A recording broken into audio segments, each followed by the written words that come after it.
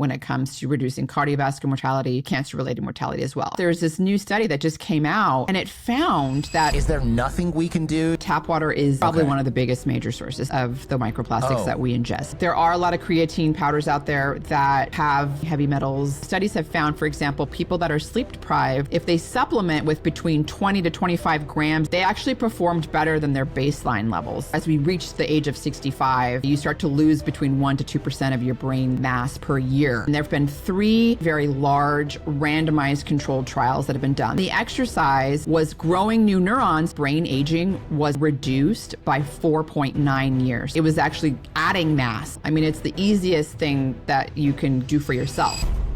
Microplastics. This is something that I have talked about many times on the show, but it seems like there's a lot of super alarmist people, and then there's also people that go, it doesn't do anything, it's fine, we don't really know. And it's like, well, you don't have direct, this is causing this, but you have a lot of correlation. And I know that correlation is not causation, but like a whole ton of correlation. How much more do you need before we decide that that's a problem? Does that make sense? Like, yes, correlation's not causation, but like, I don't know, if it's a really strong correlation, maybe it's causing it, even if we can't directly prove that all the time in every single instance. Yeah. You're describing the like largest problem we have in, you know, medicine and health, right? Where science. In science, where we have so much of this observational data that has a lot of correlations, especially when you see them time and time again, the same direction. And I think, you know, you try to do some randomized controlled trials to get biomarkers to kind of, you know, see if you get something similar, but you can't give people like it's unethical. So with things that are harmful, that are like, we think are harmful, it's just, you're never going to get a randomized controlled trial. We're like, we're going to feed you microplastics and see what happens. Like, it's not gonna pass the ethics committee, right? I mean, the good news is we're already all eating microplastics, so we don't really have to worry about that. Yeah, the ethics. Yeah, part. but we do have animal evidence that you can at least establish causation, and that helps strengthen the data. You know, when it comes to microplastics, you probably don't want to talk to me like all my friends, like every time there's some new thing I have, you know, and they're just like, I'm like, you know, don't ask me. Like, if you're chewing that gum, I'm like, don't ask me about the gum. Like, you know, there's microplastics in gum.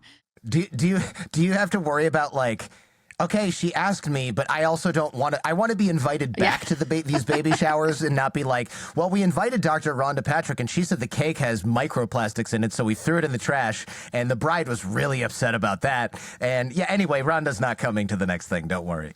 I mean, it's an ongoing problem, but yeah, I think microplastics are a problem. You know, most people, probably a lot of your listeners, know generally what they are. I mean, these are like small pieces of plastic that kind of come off larger plastic pieces, right? And they get into our bodies mostly through what we're ingesting, but also what we're breathing, the air we're breathing. They're in the air as well. Air is a big source of microplastic pollution as well. And so there's microplastics, and then there's like different sizes of microplastics. And as they get smaller and smaller and smaller, they're called nanoplastics. And as the smaller they get, they become more, I would say, dangerous in a way, because we can absorb them easier. So, these microplastics, you might just think, well, I don't drink water out of a plastic bottle, therefore I'm not getting as much microplastics. Fine. But the reality is that's unfortunately not true.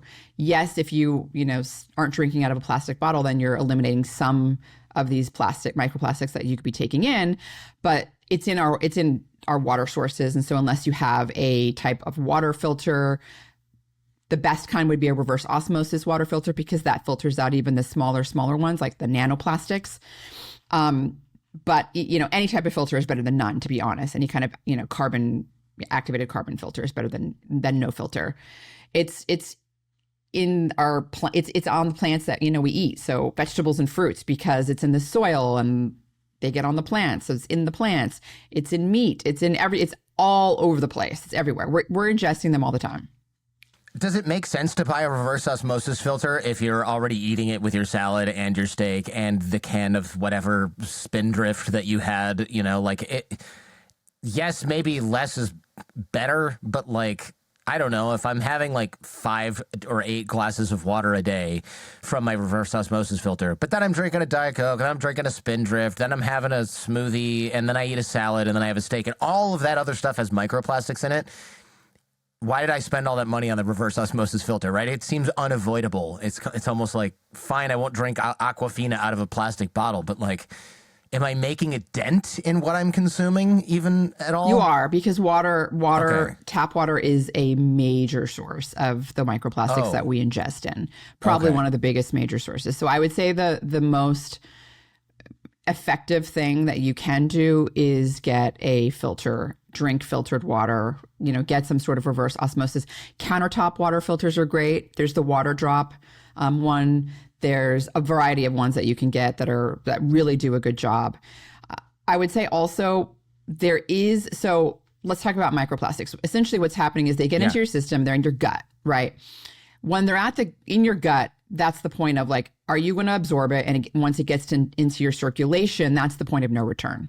So once the microplastics get into circulation, they circulate, and then they go to organs. They're transported to organs, and they accumulate in organs. And so there have been a variety of studies now that have found microplastics in everything from placenta, testes, kidneys, heart, brain. It's just everywhere. And this is human organs.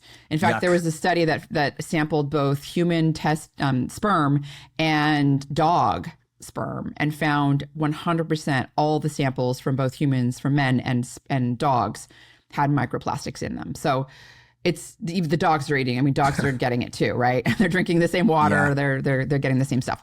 So it's getting everywhere in our organs. But the point is that like, if there's something you can do to prevent your body from absorbing it, that's the best, right? And there is some animal evidence that actually, first of all, size matters. So the bigger the microplastic size.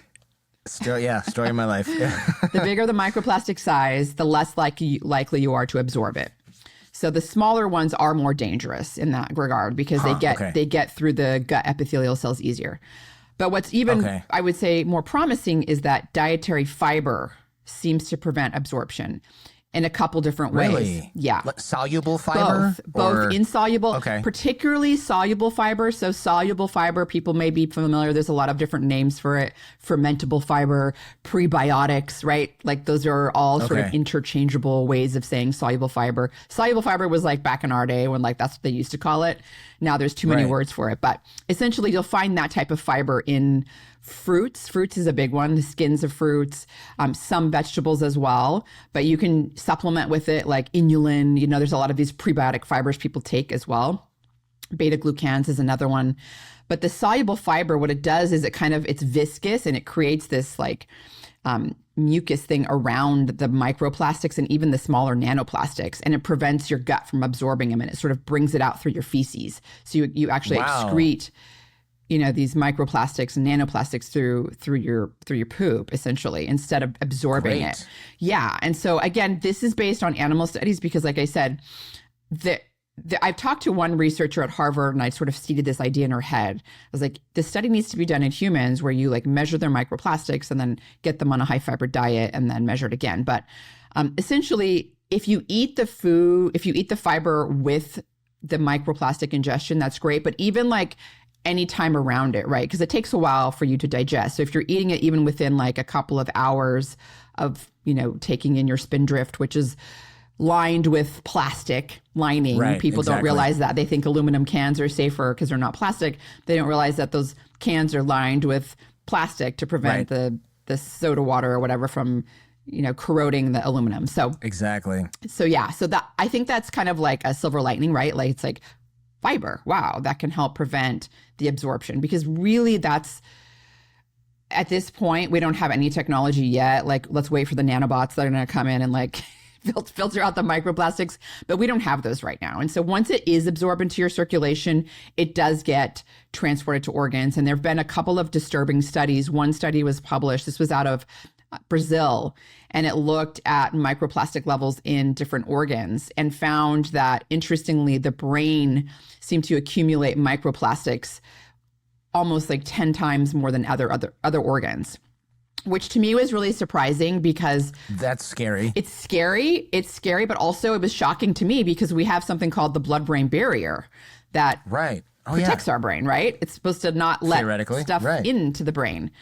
And so I thought about this for a while, and it's not really known why the brain is accumulating so much more microplastics than, say, like other organs, like the kidneys, you'd think, or something would accumulate more. But the brain is the one that had the most. And I told you earlier about the breathing in the air, and that's another source of microplastics. So air pollution, these rubber tires are made with plastic fibers and, all that stuff. So there's plastic particles, dryers going in. There's tons of microplastics in our clothing. And so we're breathing in microplastics, especially like if you live in an urban area. Well, if you breathe something in, it can actually bypass the blood-brain barrier and get into the brain. And so I think possibly what's happening is you're getting a twofold hit. You're getting what's going in through your circulation with the nanoplastics, because nanoplastics are small enough to get through the blood-brain barrier. And then you're breathing in these particles, and that's also getting in. And so therefore, they're getting into the brain. And you might go, well, what are they doing in the brain? And again, that's kind of where animal evidence is a little bit more enlightening. But just looking at the human data, we do know that higher levels of microplastics in the brain were correlated with Alzheimer's disease. So people that had Alzheimer's disease had up to 10 times more microplastics in their brains than people that did not have Alzheimer's disease. Yeah. Yikes. Exactly. Yeah, that's really scary. I'd like to take a quick break and tell you about Noom, the sponsor of this episode. One thing we've been talking about a lot with Rhonda is how small, invisible things add up over time. Tiny exposures, tiny habits, tiny decisions, and then years later, you're dealing with the results. And that idea really clearly applies to weight loss too. So if you've ever hit a plateau, you're eating better, moving more, doing everything you're supposed to do, the problem isn't usually effort. It's that most weight loss approaches are either all or nothing, or they don't adapt to how your body actually responds. That's one reason why I like Noom's microdose GLP-1 program. Their whole approach is going micro. Micro habits, micro wins, even microdose GLP-1s for those who qualify. So instead of shocking your system with a full dose medication right out of the gate, Noom starts you on a smaller dose and gradually scales it based on your individual response. And it works. Noom found 1,254 engaged users report losing, on average, 8 pounds in 30 days on their microdose protocol. But what really makes this different is the medication is not the whole plan. Noom pairs it with behavior change coaching, so you're not just seeing the number on the scale move, you're building habits that make those results sustainable over time. That's the theme of this whole conversation. Measure what matters, make small changes, and let them compound instead of chasing extremes. The Noom GLP-1 microdose program starts at $99. It's delivered to your door in 7 days. Start your microdose GLP-1 program journey today at Noom.com. That's Noom.com. Noom, micro changes, big results. Now, back to the show. So this is, I don't know if you know the answer to this, but when you say blood-brain barrier, I've heard of this a million times, but I just realized I don't know what it is. What is it made out of? Is it actually a barrier, or is it just the system of circulation doesn't quite go there? What is it? Yeah, it's actually a barrier. There's like endothelial cells that are held together by these like proteins, like they're called tight junctions. And it's essentially like protecting the brain. And it is permeable, so it does allow things. There's active transport as well, but it is a real barrier that is. Is it in my neck or brain stem, spine? Like, where is it? Where's this located? It's in the brain, like it's surrounding the brain. The brain. Oh, I see. It's a little force field around the brain. Yeah. Got it. You got it. Interesting. Yeah, but when it comes to like the things that actually get in there, these microplastics have been shown to cause inflammation. And those studies have been done in animals, where it's this foreign molecule, it's this foreign body, your immune system, and the brain has immune cells as well. They're called microglial cells. And when they see something foreign, they get activated and they sort of fire off all these weapons called cytokines, inflammatory cytokines, that are trying to destroy it. But it turns out it's not a foreign, it is a foreign molecule, but it's not a infection or anything like that. And so you end up getting this vicious cycle of low-grade inflammation in the brain, which is known to cause dementia and Alzheimer's disease. Like that is well established. So I think there's enough evidence here to be concerned about the fact that microplastics are accumulating in the brain. They're associated with Alzheimer's disease, dementia, and we know that they're causing neuroinflammation. And so that's enough to say, well, maybe I should take this a little more seriously and try to eliminate these microplastics as much as I can. And the number one thing you can do is get a water filter, for sure. That's the best. I didn't realize water was, it totally makes sense now that you say it, that because you're just drinking, most of us are drinking a ton of water, and if there's a ton of microplastics in there, more so than is on my salad or whatever, then there it is. I mean, it's just, it's quite depressing to think about how we're just totally surrounded by all this. So you mentioned earlier, you said once it's in the circulatory system, that's the point of no return. So is there nothing we can do to enhance our body's ability to eliminate microplastics? Not that no. Oh, but you can, there's a couple of problems with the microplastics. One is they are creating inflammation. I mentioned in the brain. They also do this in the heart. We can talk about that study as well. But the microplastics also have chemicals associated with them. Bisphenol A being one, BPA, BPS, which replaced BPA in some products, but now we know is doing the same thing as BPA, if not worse. And so these chemicals are disrupting hormones. They're endocrine disruptors. And they're in the microplastics. And so you're having like this little constant leach of these chemicals, these plastic associated chemicals in your body, right? And that's not good either. Like we know these endocrine disruptors are also associated with negative health outcomes like cancer, neurodevelopmental disease, particularly, important for early development, pregnancy. That's a big time that you want to avoid those types of chemicals. But also just hormone dysfunction. There's a lot of problems that are associated with these endocrine disruptors. And there are ways to excrete those plastic-associated chemicals. And so I find that at least a little bit, I see. So you can get rid of like some of the secondary issues caused by it, but the credit card that's in your liver is there to stay. Yeah. The credit card, by the way, that was kind of debunked. Yeah, it was. I've said before on the show that like, what was it there? Like you're eating a credit card worth of plastic every single day or every single month. And it's just like, every week. Not really. And it was a pretty valid, scientific paper that published this, but it turns out other researchers went back and found that the way they did this calculation, like the gram weight of it was like equivalent to a credit card. Essentially, they were measuring microplastic particles that were from the ocean. So it's like the particles that we're taking in aren't necessarily as big as the ones that are in the ocean. There's a lot of microplastics in the ocean. And so the sizes were bigger. And so it's not quite the same, but we're still taking in a lot of particles every week. The other thing that you mentioned before, that size matters, but this might be the inverse kind of that, which is I'm going to go ahead and guess that if I chewed up a credit card, my body would go, ugh, you ate a credit card, and it would come out the other end. If I eat a credit card zapped into a bajillion different little molecules of plastic, I'm just going to absorb all that, right? So it's actually maybe better. Like I wish I were only eating a credit card worth and it came in my salad and I just had to deal with it that way. But instead I'm breathing it in and it's pretending to be something else in my body essentially, or it's tricking my body into absorbing it. So like bigger chunks of plastic, it's probably, well, you tell me. That's almost safer less harmful. to it is. And ingest. It's interesting that you brought this up, Jordan, because there was this study that was disturbing that was published a few months back. I think it was like in the summer, showing that there was a study out of France that compared microplastics in water from a plastic bottle versus glass bottle versus aluminum can, right? And you would think, if I were to ask you, which of those three types of, containment do you think had the lowest amount of microplastics? I mean, plastic, glass, or aluminum with the plastic. It depends where the water itself is from, right? Is it pure water that's going into each of these things? Yeah. I mean, assuming the water's constant, would you think more plastic is coming from a glass bottle, a plastic bottle, or an aluminum can lined with plastic? I mean, I just assume that the plastic bottle is leaching into the water and there's more. Exactly. You would.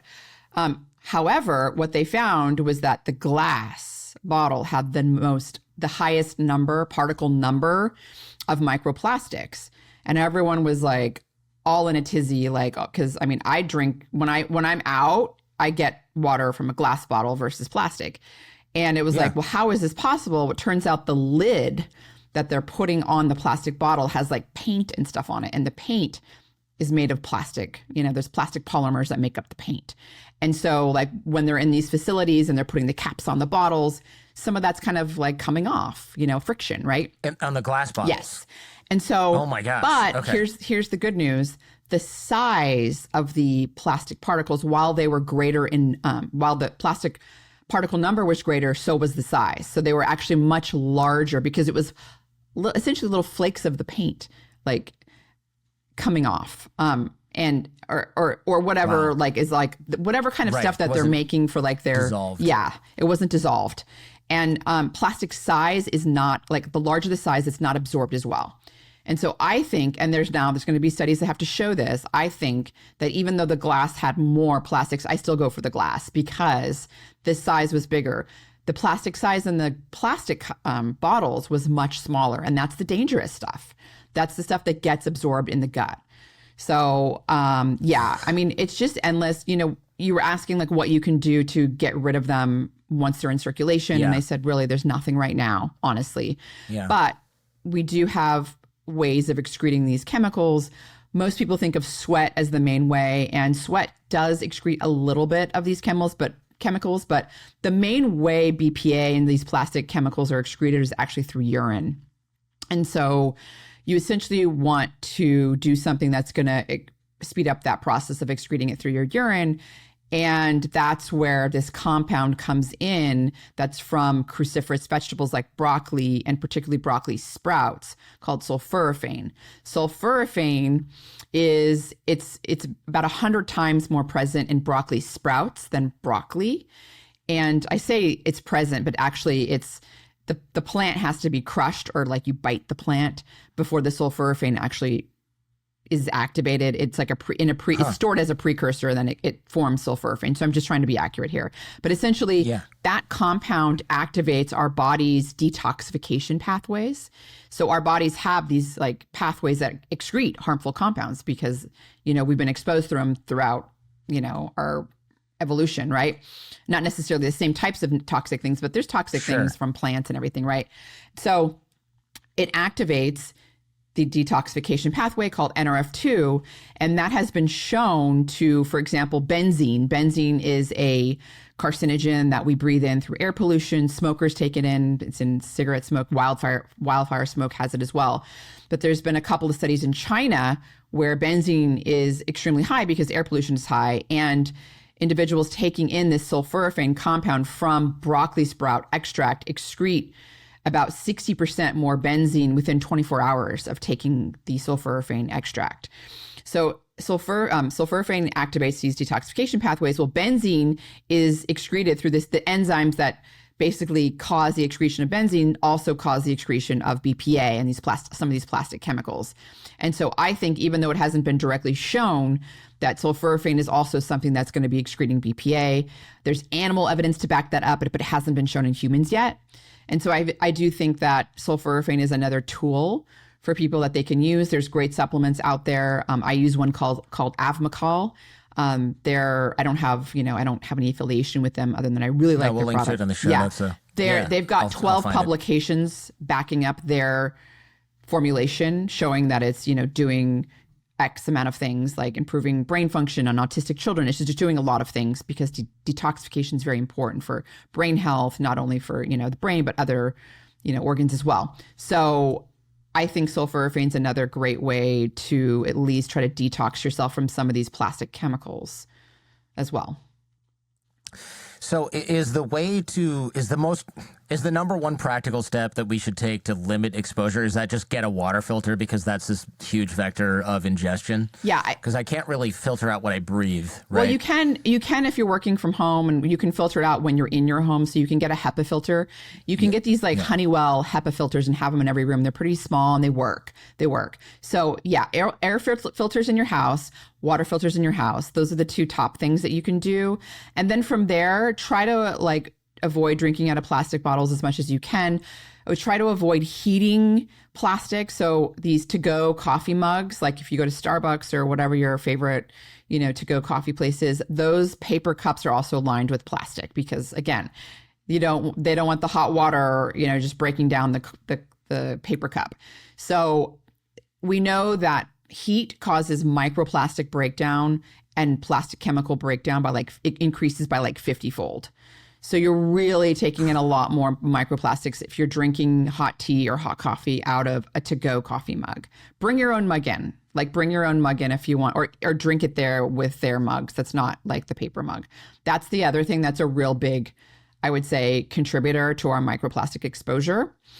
The other thing would be obviously, like we talked about, trying to avoid the plastic water bottles, but other things too, tea bags. So tea bags have microplastics in them, all tea bags. There was a study that came out comparing all the different types, and they have like, it's hundreds to thousands of them per milliliter drop.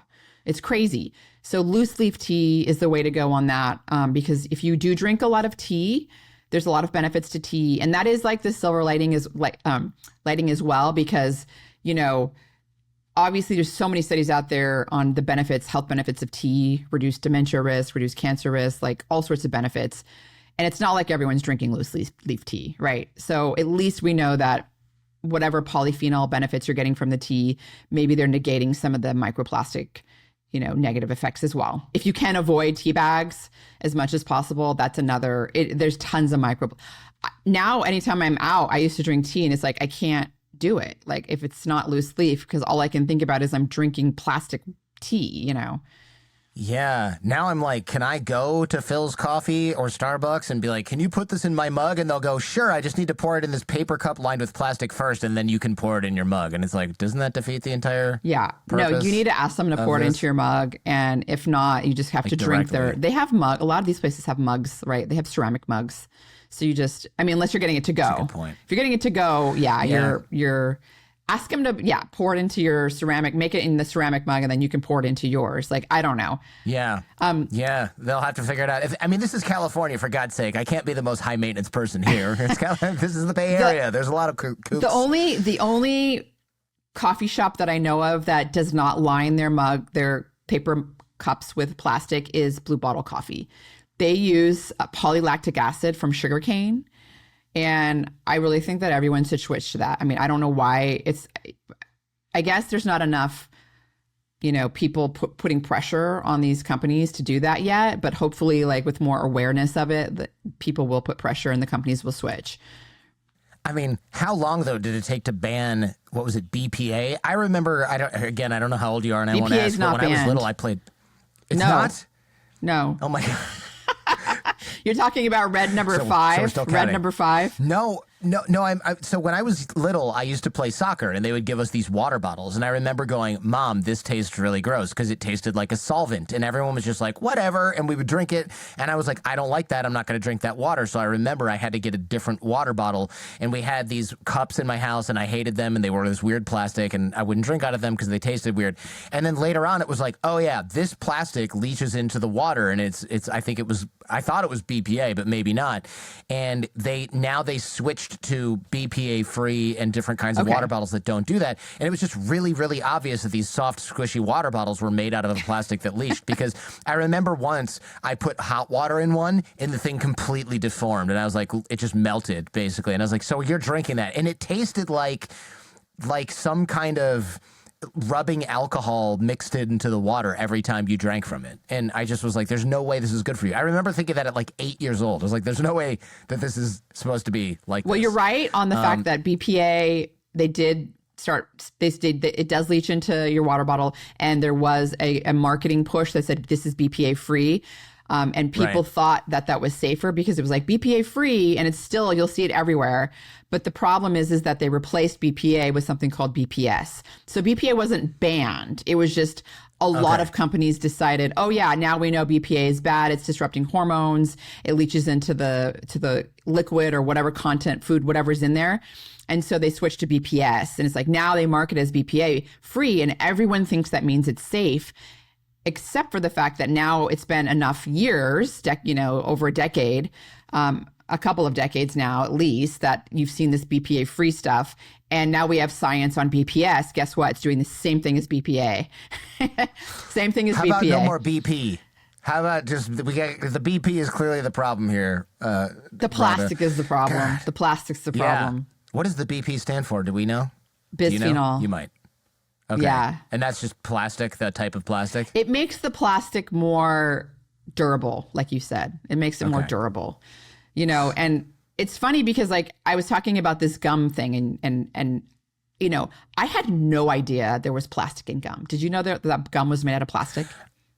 I didn't. I mean, now that you say it, it makes perfect sense. But I also didn't know that there was plastic on salad. So yeah, here we are. Well, gum base is made from plastic polymers, but it didn't start that way. Like it was like around World War II where the gum base shifted from this like plant tree sappy kind of stuff that they used to use in gum. So gum used to be plastic free, and then World War II, you know, around that time, that's when the gum base shifted to these plastic polymers. And so now essentially all gum, unless it's marketed as plastic free and you look at it and it's made from this like, you know, tree sappy stuff.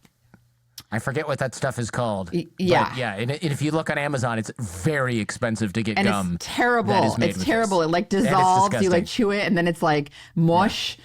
You know, but essentially you're chewing and swallowing a bunch of plastic when you're chewing gum. And so you really do want to get the plastic free gum. I did find a brand that was like from the Netherlands that was really good that I like, but it's like hard to get, you know? So you have to stick with the Simply Gum, which is what you get on Amazon, and at least it's plastic free. What's the brand in the Netherlands? Because I have Dutch show fans, and if they want to do me a solid, they can mail me a bunch of this. True Gum. Okay. Yeah, and you want to get the xylitol form because xylitol actually cleans your teeth and like kills off bacteria that cause cavities. So it was like I've reversed so many cavities and had friends that have reversed them from chewing xylitol gum. And so I was chewing gum like all the time, and then I like found out it was plastic gum, and of course I was like I took like a day of like I was so upset, you know, just thinking about all the plastic that I ingested. And after that, now I've switched to the Simply Gum and also the True Gum. True Gum is my favorite. It doesn't disintegrate as quickly. Oh my gosh, Dutch show fans, don't forget your boy on Christmas. I'm on the market for some gum because I do chew gum every day and I love it. It's kind of like, I don't know, I chew it when I'm like hungry or when I'm outside. I don't know. I just like it. Something about it. And yeah, now I'm swallowing a bunch of plastic. That's super disappointing. Super disappointing. Hey, I'd like to take a quick break for a second because if this episode has you doing that thing where you're mentally inventorying your own health choices, you're not alone. One of the big themes here is that this stuff that really matters for long-term health, it doesn't announce itself. It builds quietly over years, and most of us don't realize anything is off until something breaks. That's why this stat stopped me in my tracks. 7 out of 8 adults have suboptimal metabolic health, and most don't even know that, and that's exactly the gap that Noom Proactive Health Microdose is designed to close. This program combines GLP-1 microdoses, at-home diagnostic testing, and Noom's behavior change coaching to help you improve biomarkers that matter for longevity and future health. Every 4 months, you get an advanced biomarker test you can do at home, so you're not guessing or relying on the whole, like, I feel fine thing. You can actually see what's happening under the hood. And then you use Noom's app to turn small, realistic actions into habits that compound over time. Prevention becomes measurable, health becomes personal, and what I kind of like here is the restraint. Noom starts with microdoses and micro changes, then adjusts based on how your body responds. So it's not about extremes or hacks, it's about protecting your future health in a way that actually fits real life. Proactive Health Microdose is $149 a month. The Noom GLP-1 microdose program starts at $99, is delivered to your door in 7 days. Start your microdose GLP-1 journey today at Noom.com. That's Noom.com. Noom, micro changes, big results. Now, back to the show.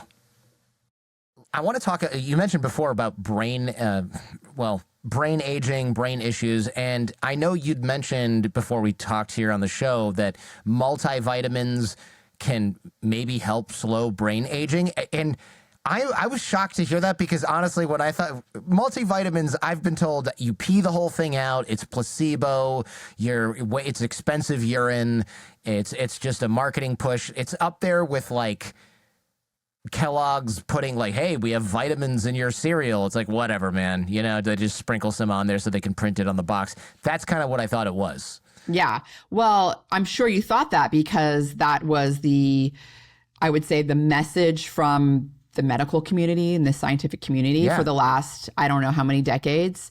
It's expensive urine. And in fact, 10 years ago, it was exactly 10 years ago, this huge study came out, and it was actually a review of different studies. And it was called Enough is Enough. Not only are multivitamins multivitamins useless, they're harmful. And that review article, I remember just looking at each and every study and just tearing it to shreds with how awful the study was, like not even measuring the nutrient in the blood and like thinking you're giving someone a vitamin and it's doing something and all sorts of problems, right? Well, we've come now 10 years later and there've been 3 very, very large randomized controlled trials that have been done. They're called the Cosmos studies. And these trials have given older adults, these are people age 65 or older, a standard run-of-the-mill, your least bougie multivitamin that you could think of called Centrum Silver. And yeah, I was going to say, what is this, like Centrum Silver? Yeah, funny. Centrum Silver. And they gave these older adults the Centrum Silver multivitamin for a year or a placebo, right? So they were getting either a placebo or the Centrum Silver. And a variety of different endpoints have been measured. So we're talking about the brain endpoint here, the brain health. And essentially what was found was that these individuals that were given the multivitamin, not only did they not have accelerated brain aging, this is clearly not bad for you, it delayed brain aging. So global brain aging, there was a battery of tests that were done. Global brain aging was delayed by 2.1 years compared to the placebo group. Essentially, cognition was improved and something called episodic memory. So, when you remember people, events, things like that, like that's the stuff that goes as you get older, like older adults, like they can't remember things that they did, right? I mean, it's just like that's part of the short-term memory that goes away, episodic memory. Well, there's something called episodic brain aging. And again, it's a battery of tests that are done. Well, episodic brain aging was also reduced by 4.9 years. So essentially 5 years of reduced episodic brain aging in the individuals that were given the multivitamin compared to a placebo. And this is after just, a year. I think it was a year. It might have been 2 at the most. I can't remember. It was either 1 or 2 years they were given this multivitamin. But it just goes to show, I mean, how easy is it for someone to take a multivitamin pill? I mean, it's the easiest thing that you can give your parents or your grandparents or do for yourself. Super easy. And what's happening is it's filling all these micronutrient gaps that we are not getting from our diet. When I say micronutrients, I'm not talking about fat. I'm not talking about carbohydrates. I'm not talking about protein. I'm talking about vitamins, minerals, these essential fatty acids, essential amino acids that you get from these multivitamins. Most of the multivitamins you're getting are, like in the Centrum Silver case, you're getting the vitamins and the minerals, and you're getting some plant phytochemicals like lycopene or lutein. These are carotenoids that are found in plants. And so you're getting those as well. And we know that the majority of people are not getting them from their diet. 50% of the US population doesn't get enough magnesium from their food. Another 45% doesn't get enough calcium. 35% doesn't get enough vitamin A. Another 25% doesn't get enough vitamin C. I mean, it goes on and on. So what a multivitamin does is help fill those gaps that you're just not getting from eating a good diet. And these micronutrients are important. They are doing things that help delay aging, that help improve all these functions, whether we're talking about neurotransmitter synthesis or reducing inflammation or reducing oxidation that plays a role in brain aging, all these things, right? And so it's something that people don't think about because you don't see that kind of damage when you look in the mirror. You can't see oxidation or inflammation. I mean, sometimes if you're really inflamed, you'll feel it, like if you're sick, but like the really small chronic type, it's kind of like, oh, brain foggy. I don't really, you're just like, this is my normal, right? So yeah, sure. I just feel like this is, when I tell people about this multivitamin study, it's thousands of people. It's compared to placebo. It's the gold standard that all these physicians want. And yet they're still going, it's expensive urine. It's expensive urine. It's like, who doesn't want their parents and their grandparents or yourself when you get to that point to delay your global brain aging by 2 years and your episodic brain aging by 5 years? It's like a no-brainer, So do you take a multivitamin now, or is it like you take it when you're 60 and then you worry about this? Oh, absolutely now. I've been taking it for, the last at least 15 years, ever since I was a graduate student. Yeah. I mean, I was convinced early on that, even though I try to eat a healthy diet, it's hard to get all of your vitamins and minerals from food. And on top of that, the soil is very different. And depending on where your vegetables are from, depending on where you're eating, where you get your meat from, like you're not getting all the micronutrients that you should be getting, even if you're eating their foods, right? The soil is depleted of some of these, like selenium and things like that. And so it's just really hard to get these important micronutrients. And so a multivitamin is something that I think everyone should take starting now. It's not something that's going to be harmful. And if anything, it's going to be beneficial. It's filling these micronutrient gaps. But on top of that, I think there are other things that are important to supplement with as well, because you can only pack so much into a multivitamin, right? Yeah. Let me jump on that in a second. But do you recommend any specific? I mean, I take it Centrum Silver is not the gold standard multivitamin for most people. It's not, but I like the fact that at least the general population can go to Walmart or CVS and afford that, right? I don't take Centrum Silver. The one that I take is one by Pure Encapsulations. I like theirs because it's just one you have to take, and they do a pretty good job of getting like the methylfolate. You're getting the right types of like B vitamins. I also like Thorne. They have a 2-a-day one as well. So, you can find your sort of more bougie ones. And the reason I like those brands is because there's a lot of NSF certification, which essentially just means less contaminants coming into your multivitamin. But, there's other good brands out there as well. And then, maybe depending on like what your gaps are, like maybe, for some women that are highly athletic and, they might need a little more iron, going for a one with iron might help, but that would have to be premenopausal women, of course. Postmenopausal women do not need iron, and men do not need iron as well. I did a crazy blood panel. Well, I have several, but they showed me where I was deficient in everything, and I supplement that stuff, like what is it, CoQ10 and selenium, and then like magnesium and zinc, things like that. So do you think you stack that with a multivitamin because there's stuff in the multi that you're just not getting? Yeah, I think with some of these, for example, magnesium, just because of its molecular weight, you can't pack enough of it into a multivitamin to fill the micronutrient gap. And yeah, I take 2 decent-sized pills at night. Exactly. That's each one is the size of a multivitamin. Right. Magnesium is one that I think that is needed as an extra supplement in addition to the multivitamin, just because magnesium is so important for, you have to have magnesium to make and use energy. You have to have magnesium to repair damage to your DNA that's done every day to prevent cancer incidence. And there have been studies that have found, for example, for every 10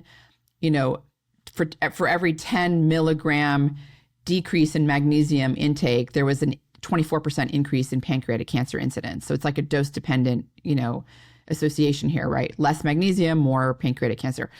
So magnesium is one that people they're not getting from their foods. It's mostly found in dark leafy greens because it's at the center of a chlorophyll molecule. Chlorophyll gives plants their green color. And so if you don't eat a lot of dark leafy greens, then you're not getting enough magnesium. It's also found in oats and some nuts like almonds, as well. But, that's not the stuff people are eating every day. So it does help to supplement. For men, you want to get about 400 milligrams of magnesium a day. For women, about 350. If you're athletic, if you use the sauna, you have to go up between 10 to 20% more because you're sweating out magnesium. So you're losing it. And so you have to replenish that. Now, you can replenish it with electrolytes, that has magnesium as well.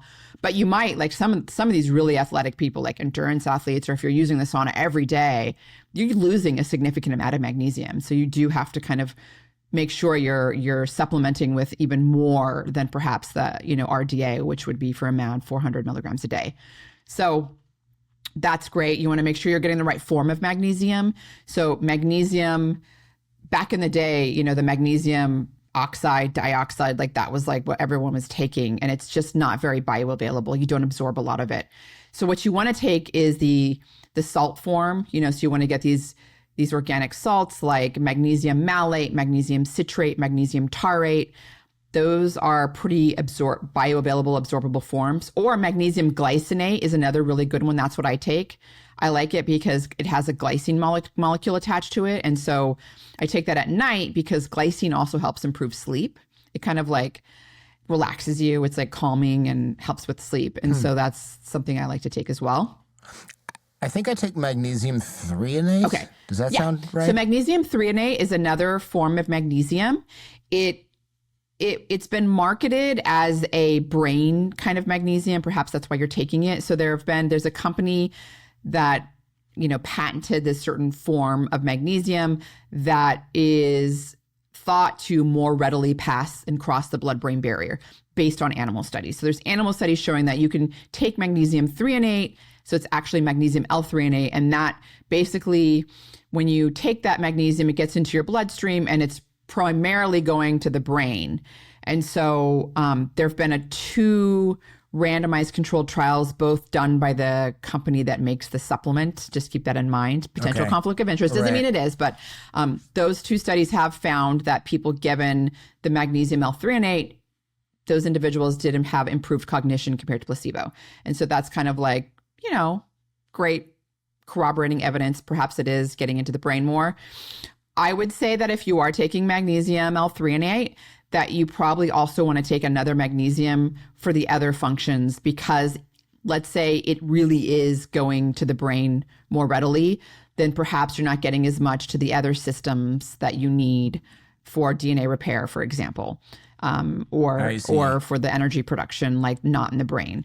So it might be a good idea to take the L-threonate and the magnesium glycinate. I see. Okay, I'm writing this down because I definitely only take that kind of magnesium. And I know someone sent me like magnesium breakthrough, all 6 forms of magnesium or whatever. Glycinate. All right, writing that down. Because, I take these very specific things that I was deficient in or stuff like specifically for sleep, but I don't take anything that's like, here's a bunch of stuff packed into one, or like, hey, you probably need more of this because you eat like crap, like a busy person generally. Well, you mentioned CoQ10 as well, and that's another one that's really interesting. Some multivitamins have a very small amount of it, like 50 mgs, which is, better than nothing, but it's really a small amount. You're probably taking something that's much higher than that, maybe 100 or 200. And it's a good question. You don't know. Okay. Well, so CoQ10. It's a big enough pill. Like it's a tablet. It's separate from everything else. They're usually pretty big pills, and it is something that CoQ10 is something that you do make in your body. It's important for your mitochondria, which is essentially energy producing little organelles inside most all of your cells except for red blood cells. So really important for muscle health, for brain health, for sperm health, everything. It's really important for everything. And so there have been studies showing that supplementing with CoQ10 can improve cardiovascular health, can help with mitochondrial health as well. And people that are actually taking a statin, it's essential because statins are inhibiting cholesterol synthesis, and the same pathway that is producing cholesterol in your body, it's called the HMG-CoA pathway, also makes CoQ10. And so people that are taking statins, their CoQ10 levels plummet. And that in turn affects their muscle, their mitochondrial health, brain health, So people taking a statin absolutely should be supplementing with some sort of CoQ10. I think ubiquinol is better than ubiquinone because ubiquinol is the reduced form and it's more bioavailable. And so you can basically get more bang for your buck. However, the majority of studies that have been done with the cheaper CoQ10 because it's more stable. And there's obviously benefits from that. You just have to take more of it. I see. Mine is from Pure Encapsulations, which you mentioned before. So hopefully they've got it covered. Yeah, that's a good one to take. We'll see. Yeah, my friend recommended that, and I was like, why is this twice the price of the stuff on Amazon? And he's like, because it actually is the stuff and not sawdust from China. And I was like, all right, that's a fair argument, I suppose, for buying things from a reputable, especially if something you're putting in your body, you want to make sure it's the thing that it says on the label and the thing that you want. Do you happen to understand or know why some of the cognitive decline is slowed? Well, actually, you sort of touched on that. Let me rephrase that.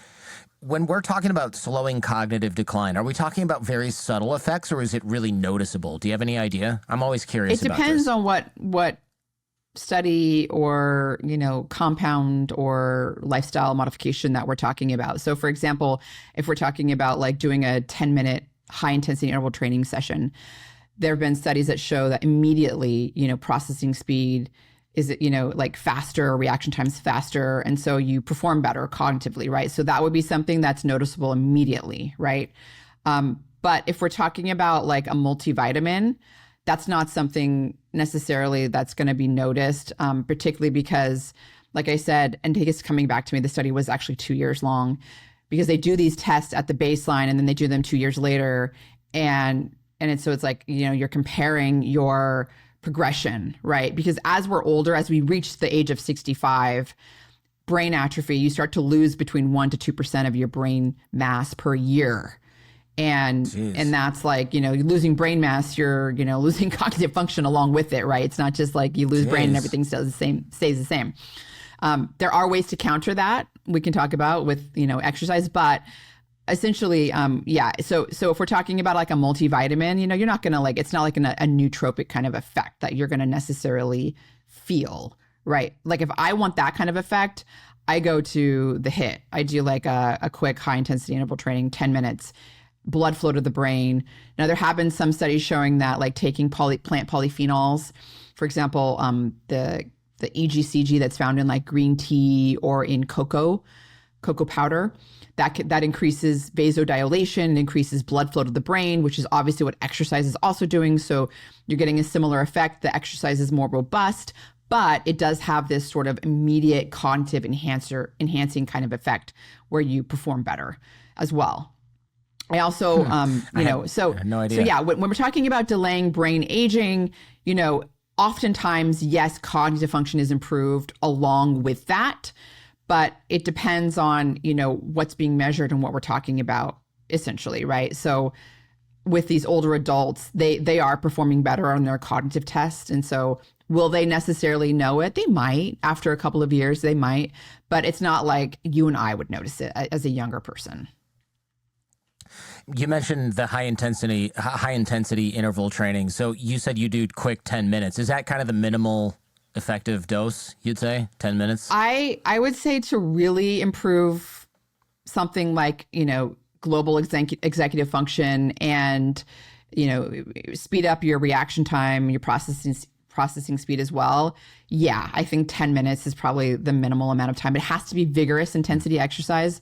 So there was a study that compared light, moderate, and vigorous. And when I talk about these, it's funny because the definition kind of varies from study to study, but generally speaking, ballparking, when I talk about vigorous intensity exercise, or when you read about vigorous intensity exercise, it's the kind of exercise that you're doing when you can't have a conversation, like not even a breathy one. So you're really pushing hard.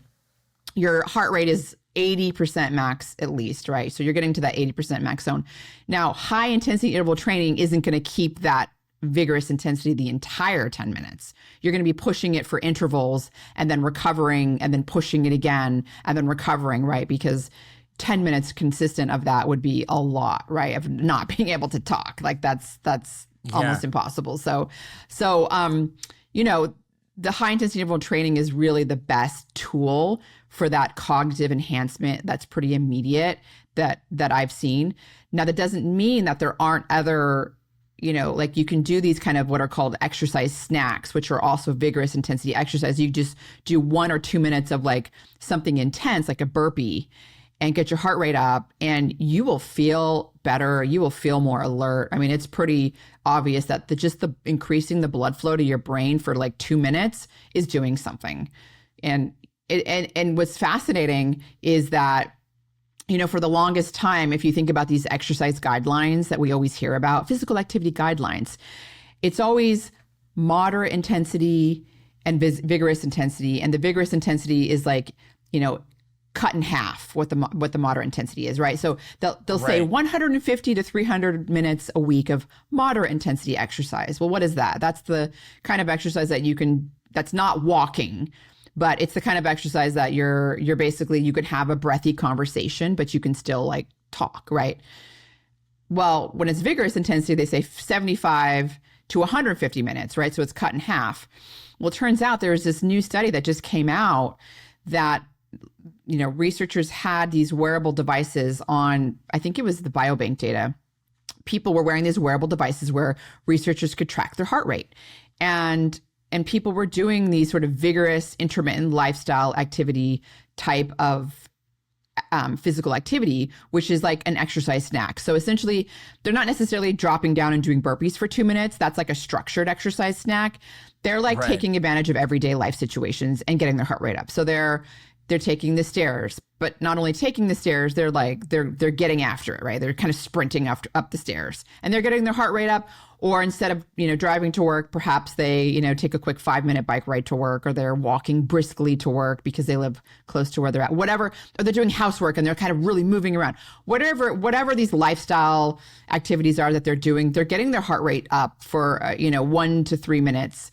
And what was interesting was a lot of data has come out where, it's been shown that yes, people doing these vigorous types of, snacks, these intermittent lifestyle snacks, they have a lower, 40% lower all-cause mortality, a 40% lower cancer-related mortality, 50% lower cardiovascular-related mortality than people not doing them. But this new study that came out was super interesting because it actually compared moderate intensity exercise to this sort of short burst of these exercise snacks and looked at outcomes as well. And it found that it wasn't a 1-to-2 ratio for moderate intensity versus vigorous intensity for lowering cardiovascular disease risk or cardiovascular related mortality. In fact, for every 1 minute of vigorous intensity exercise, people had to do 4 minutes of moderate intensity exercise to get the same lowering effect for cardiovascular related mortality. So in other words, you had to do 4 times as much exercise if you were doing moderate versus vigorous. Yeah. And then for light, it was like insane. Sense. It was like you were going, in some cases, you were going like, you had to do 54 times as much, So I don't know what's more important to you, but I like time efficiency. And so, the fact of the matter is that vigorous exercise is definitely the king when it comes to reducing cardiovascular mortality, when it comes to all-cause mortality, and slightly even more with cancer-related mortality as well. Although that's the one that even any type of exercise really did have a beneficial effect. That's interesting. Yeah, I work out with my trainer 3 times a week, and at the end we do that like killer finisher where you're just beat, but then he's like, okay, rope climb times 20, kettlebell swing times 20, toes to bar times 20, 3 rounds, and you're just like no breaks. And like at the end, you're like, I'm gonna puke if I had any food in my belly. So that's vigorous, right?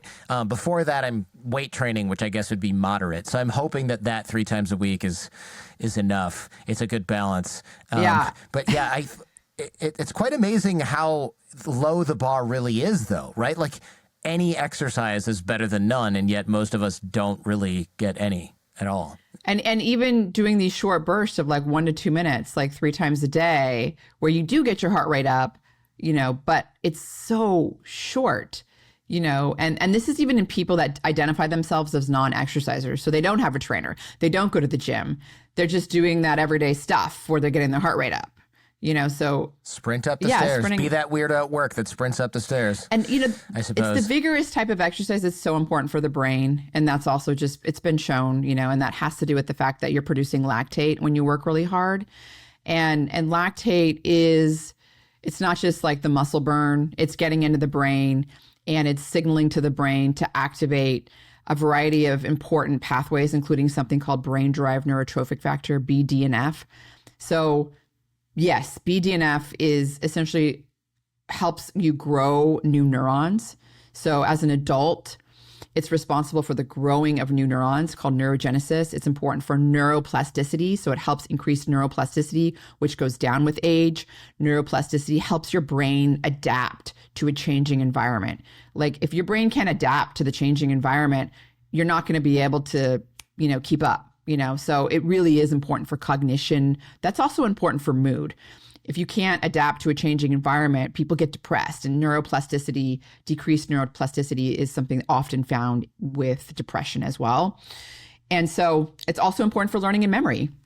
And so, I talked about how when you're in older age, once you reach the age of 65, you start to lose between 1% to 2% of brain mass per year, and particularly in a region called the hippocampus part of your brain, which is the part of the brain that's really largely responsible for learning and memory. And so that's terrible because it's, you're losing that part of your brain. And then it's like, how am I going to remember or learn anything, as the years go by? And there was a great study that was published. It's been a while. I think the study came out in like 2012, but it was a randomized controlled trial in older adults who were either in an exercise group or they were in the control group. And the control group was this sort of stretching. So they thought they were getting a treatment, right? Placebo controls are important. They thought they were getting a treatment, but it was actually not the treatment. It was a stretching control.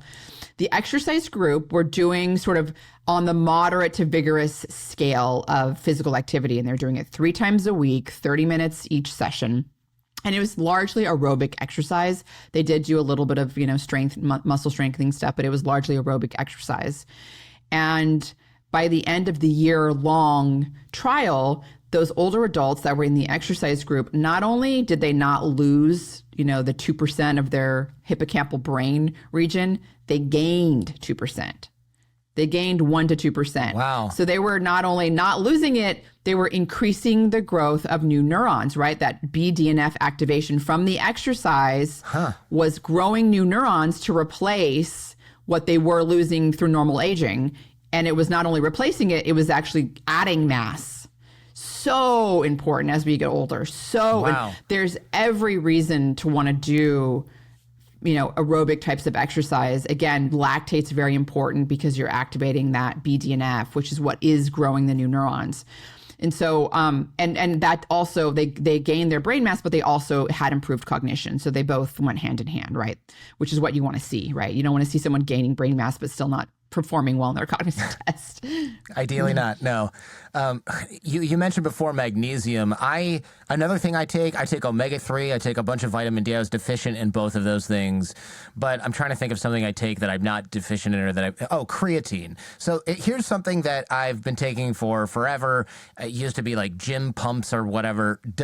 I've read something online recently that, it has cognitive benefits. Is that true, or is that creatine being like, hey, we need to market harder? No, it's definitely true. I'm probably responsible for that, whatever you read on my podcast. You might have been. That might have been why I noted it here in the show notes. It's funny, creatine has been around forever. I have not taken it forever. I started taking it, I would say like 2 years ago, 1.5 to 2 years ago, because that's when I started to really get into strength training and resistance training. I also have a coach, and I'm deadlifting. I'm doing Olympic Olympic weightlifting and stuff. And so I started taking creatine around then for my muscle. And if you look at all the data out there, 5 grams a day is what you really need to have, improved muscular performance. And so people listening going, you said 5 grams? Well, yes, but don't let, it's going to go, we're going to expand on that. I'm saying that's what I was taking in the past tense. So, yes. So creatine is something that our body does make. We make about 1 to 2 grams in our liver. And we also make something similar like that in our brain as well. It's very important because creatine gets stored in our muscle, in our brain as creatine phosphate. And creatine phosphate is essentially donating a phosphate group so that you can make energy. So phosphates, it's called ATP. You probably heard of ATP before, adenosine. Oh, I remember that from maybe middle school, high school. Well, ATP is the energetic currency in our body, right? That's energy. Without ATP, we would die. We couldn't make energy. And ATP is essentially adenosine triphosphate. There's 3 phosphate groups on it. You need to add those phosphates. So every time you use energy, you use one of those phosphates. You have ADP, adenosine diphosphate, 2 of them. So then you have to add one back to make energy again. So you want to keep recycling it, right? So that you can have energy. Creatine phosphate is essentially doing that. It's storing that phosphate to give you the energy, right? So it's why your muscles love it, particularly when you're working out, because you're using up so much energy and you need to recycle it really quickly, right? And so that's why creatine comes in handy. So the creatine that you make from your liver, your muscles are very, very greedy and they consume most of that creatine because they're largely like using a lot of energy. And so there have been studies that have found if you supplement on top of what your body makes, 5 grams is really enough. At 5 grams, your muscles start to get saturated, at least over a course of a month. They get saturated like that. That's enough. So they take in the 5 grams that you're supplementing with, and they're great. And that will improve your training volume. So it's not going to like increase muscle protein synthesis like in the way protein would, where you're, gaining muscle mass. It's making you work out better. And that's why you're gaining muscle mass, right? Because you're performing better with your exercise. Yeah. It's improving training volume. Yeah. So you're doing 3 reps, you're doing an extra like 1 to 3 reps per set. Okay. So that all said and done, I was doing the 5 grams a day because that's what all the science showed is like what you need, and your muscles are saturated after that.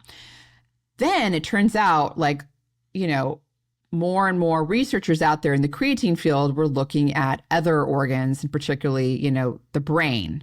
And that's something I'm super interested in, as you know, brain health. And there was a study out of Germany showing that it takes about 10 grams before you start to accumulate creatine in certain brain regions. 5 grams, I just told you, your muscles are greedy. They take it all in. And so if you're only supplementing with 5, that's great for your workouts, right? It's great for improving your training volume. But what's left over for the brain? There's not a lot of spillover, right? And so you have to get to that like 10 gram range. And it wasn't until about 10 grams that creatine storage were to be seen to increase in brain regions. And so that's kind of like why now I've shifted from 5 to 10 grams a day as my baseline. Okay. And there have been some other studies that have found that, creatine works. It's not just like you take creatine and like sit around and do nothing and it's going to like do all these miracles. It works well when you're putting in effort. It works well when you're stressing your body. So exercise is a type of stress, right? You're stressing, you're using the energy. It's helping replenish that, right? Same goes for the brain. It works well in a stressed context. So stress could be in the form of sleep deprivation, like you're not getting enough sleep, or your work-related stress or emotional-related stress. I personally have a lot of cognitive stress every day. I mean, like I'm learning a lot of material. It's very stressful on me. So I think that I'm stressed constantly in that regard. I feel like my brain's constantly stressed. But that's where the creatine shines. And so studies have found, for example, people that are sleep deprived, if they supplement with between 20 to 25 grams of creatine, depending on their body weight, not only does the cognitive deficits that usually appear when you're totally sleep deprived not appear in people that took the creatine, they actually performed better than their baseline levels, like when they were actually getting enough sleep, which is astounding. Wow. Right. Yeah. Your brain consumes a lot of energy as well. It's a very energetically demanding, muscle, right? So it makes sense that creatine would be very beneficial for the brain as well, particularly when there's stress around, right? That's when you need extra energy, when there's stress around. And so like I said, my 10 grams a day is my baseline. 1, based off of that German study where I know it's accumulating in the brain. 2, because my anecdotal data has shown me that if I take 10 grams a day, I don't get afternoon sleepiness at all anymore. Oh man, I need that. Everyone just perked up at that. Look, it could be a placebo effect. I'm not going to discount that. It's very possible. I've done it, where I've only had my 5 grams and I get the sleepy, and I've done it so many times. And like I said, it could totally be placebo because I know. I'm like, oh, I didn't get the 5 grams. But there's plausible mechanistic data out there to explain why it would work as well. And so I think that it's very possible that's why I'm not getting the afternoon sleepiness anymore. And when I'm traveling and I go to a different time zone, I just got back from China like a month ago, I take 20 grams and it's life-changing. It's a huge game changer for me. Like every day while you're over there, basically? I took it for like the first 3 to 4 days. But like when I first got to China, we're talking like your body wants to be asleep when it's awake and awake when you're asleep. And when I first got to China, I had to get up the next day and give a talk. I had to like go do Q&As. I had to like be on my game. And I was like, this is when I'm supposed to be sleeping. And I was able to really I was doing a great job. I was like very cognitive on my game, and I took my 20 grams. I had like my 1 cup of coffee, and I was great. So for me, it really helps with just being able to perform well and again, maybe it's placebo, but there's studies showing that it it has been shown to do that. Yeah. Yes, they're small studies. It's so cheap. Just take it. Like, it's not, this is such a cheap supplement you can get and mess with for yourself and see if it works. And even if it's placebo. Well, let's talk about that because for one, obviously the form, all the gym bros out there already know this, like creatine monohydrate, right? Like that's the form you have to take. And I would say, yes, that is the form you should take. It's like the one that's 100% going to work. With that said, you do want to look for a legitimate brand. So for one, don't take gummies. Okay. Like this study just came out, I don't know, a couple months ago. Like 98% of all creatine gummies out there had no creatine in it, like zero. That does not surprise me. Yeah, zero. No surprise. Well, if you talk to any supplement manufacturers and ask them, hey, how easy is it to dissolve, supplements into a gummy? And they're going to be like, it's so hard. It's so hard to dissolve it, and to actually get it to dissolve into the gummy. And then you have to heat it up and like things are heat sensitive and all sorts of like problems occur. So don't take gummies. Two, I think you should look for an NSF certification on it because, there are a lot of creatine powders out there that have little hitchhiking heavy metals like lead that get into it. And so I take Thorne because it is NSF certified as well. I'm sure there's some other brands out there. That's the one I take. I also like them because they have travel packets, 5-gram travel packets. And so every time I'm traveling, I have all my packets with me and I'm taking my 4 packets a day. Yeah. You don't want to bring a giant bag of white powder through TSA and have to explain that. I've done that many times and I label it creatine. Yes. And it's worked so far with my Sharpie on there. So, but that's it's only a matter of time till my luck runs out, I think, on that. Right. Yeah. So, that's I'm a big believer in the brain effects. And there's a lot of, other mechanisms besides the energy production as well. It's been shown to like lower inflammation. And it's also, creatine, to make creatine in your body, it demands a lot of methyl groups. So methylation is something that's important for gene expression. So you might have heard of epigenetics. So essentially, like these methyl groups are just carbons with three hydrogens on them, and they're all around our DNA, and they're in certain patterns. And those patterns will activate genes or they'll turn off genes in certain ways. So they're very important. But those methylation groups, you need to get them, right? You need to make them, and they need to be used. But in order to make creatine, you have to use them as well. So it's a big sink. Actually, 40% of all methylation made is used to make creatine. So when you supplement with creatine, you're actually freeing up those methylation groups to be used for other things. So it's also really important for that as well. So yeah, I think creatine, I'm like, it's on my top list of supplements now for the brain. I give it to my mom. I mean, I wish my dad would take it, but he takes the Centrum Silver. Like he's been doing that for like decades. Like without me even telling him, that's like the pill. He's. Why wouldn't he take creatine? It's just like that's such a low bar. I've got him taking omega-3 and vitamin D, and the powder is just too much to ask. I don't know. What about capsules? They do have creatine capsules. He could just take 2 of those because it is gross to dissolve or to not. It doesn't dissolve. You just put the creatine in the water and it tastes like sand. If he won't do that, just give him capsules. Maybe he'll do that. The capsules you have to take a lot because you need and to get the brain effects, 10 grams. Like there's just no way. There's no way. That's just 4 capsules.